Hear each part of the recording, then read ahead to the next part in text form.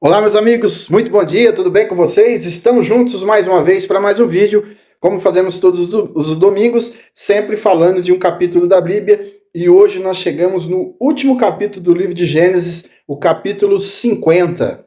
E antes de nós fazermos aquele bate-papo, convido a você que ainda não fez a sua inscrição em nosso canal Antônio Lima Braga Júnior, faça a sua inscrição, clique no sininho para receber notificações de novos vídeos, curta esse vídeo, compartilhe com seus amigos, com seus grupos e nos ajude a propagar a palavra de Deus.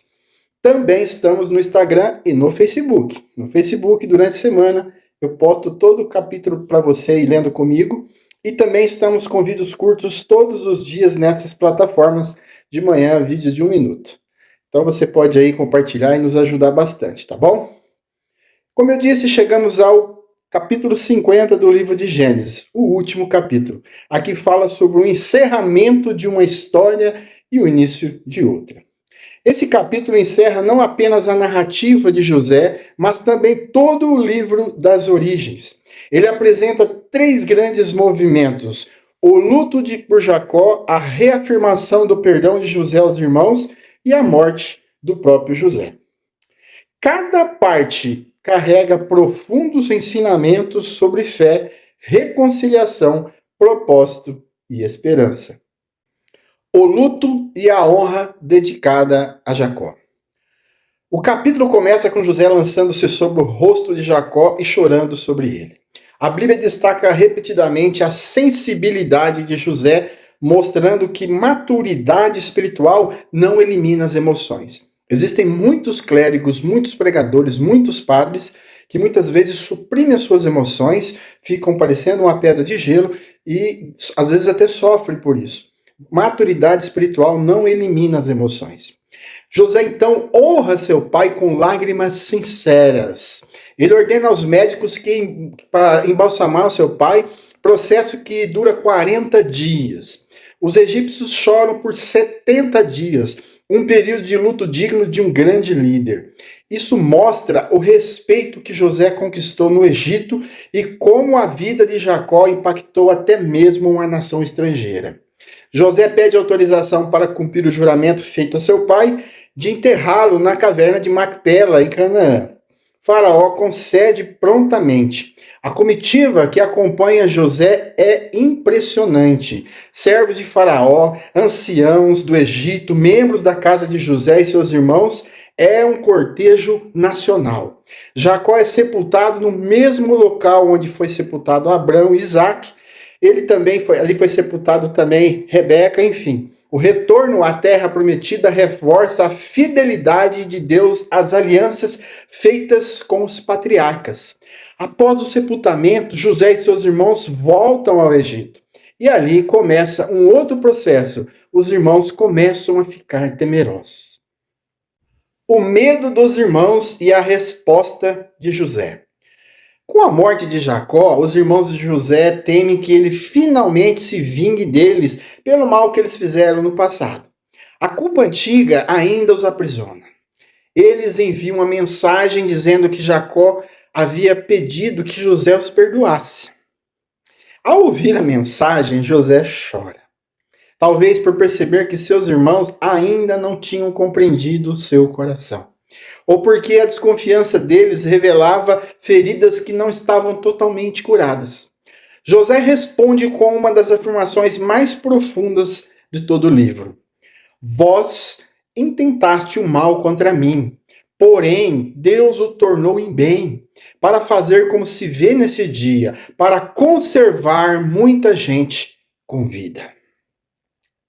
José não nega o mal, mas o coloca sob a perspectiva da soberania divina.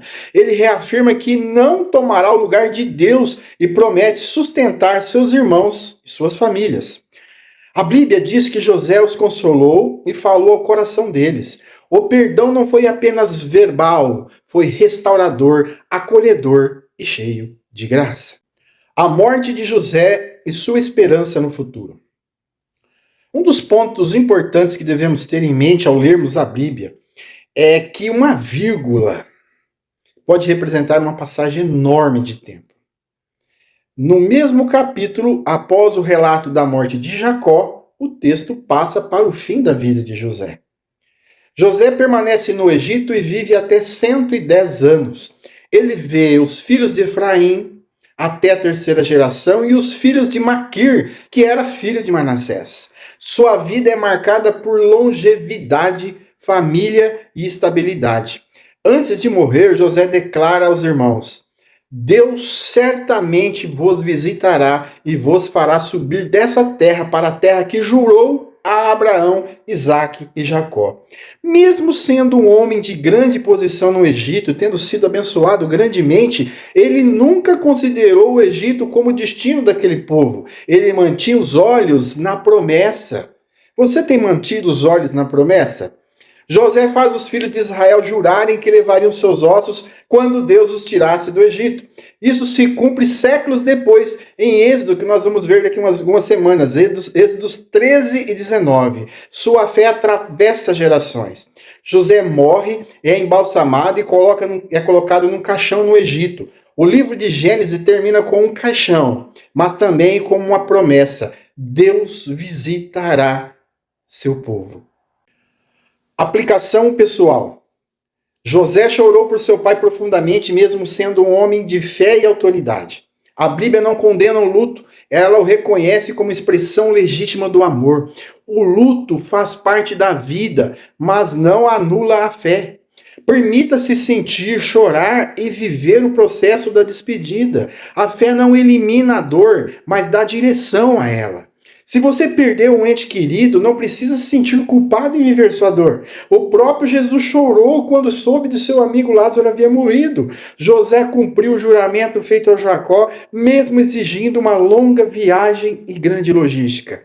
Honrar pais e familiares não é apenas um mandamento, é uma forma de testemunho. Faça uma pergunta a você mesmo: como posso demonstrar a minha honra hoje? A culpa não aprisiona. Os irmãos de José ainda viviam com medo mesmo após anos de convivência pacífica. Se você carrega culpas antigas, busque reconciliação e perdão. A graça de Deus é maior do que o passado. O perdão é um sentimento tão nobre que é libertador para todos. O perdão verdadeiro vai além de palavras. José não apenas disse eu perdoo, ele sustentou, cuidou e consolou seus irmãos numa terra que era a terra do Egito. O perdão que Deus espera de nós é ativo. Pergunte-se: meu perdão tem sido apenas verbal ou também relacional? Deus transforma o mal em bem. José reconhece que Deus usou até mesmo as injustiças para cumprir seus propósitos. Situações difíceis podem ser instrumentos de Deus. Não significa que o mal seja bom, mas que Deus é maior que o mal. A fé olha para além da geração presente. José morreu olhando para o futuro, certo de que Deus visitaria o seu povo, e visitou. Sua fé pode impactar seus filhos, netos e até pessoas que você nunca vai conhecer. Viva de modo que sua confiança em Deus deixe um legado. A história termina com esperança. Gênesis termina com um caixão, mas também com uma promessa. Mesmo quando algo parece terminar, Deus ainda está escrevendo. O fim de um capítulo não é o fim da história.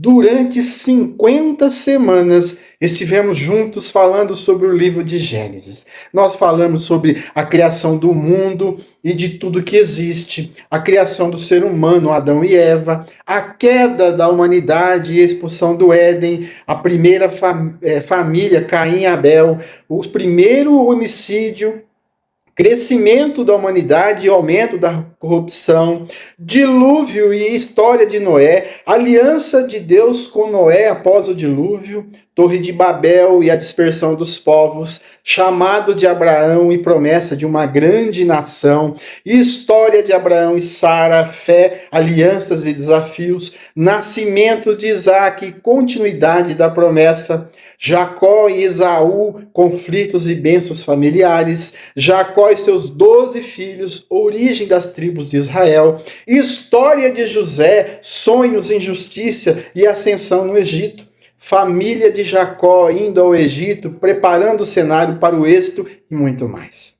E eu te convido a acompanhar comigo durante as próximas 40 semanas o livro do Êxodo.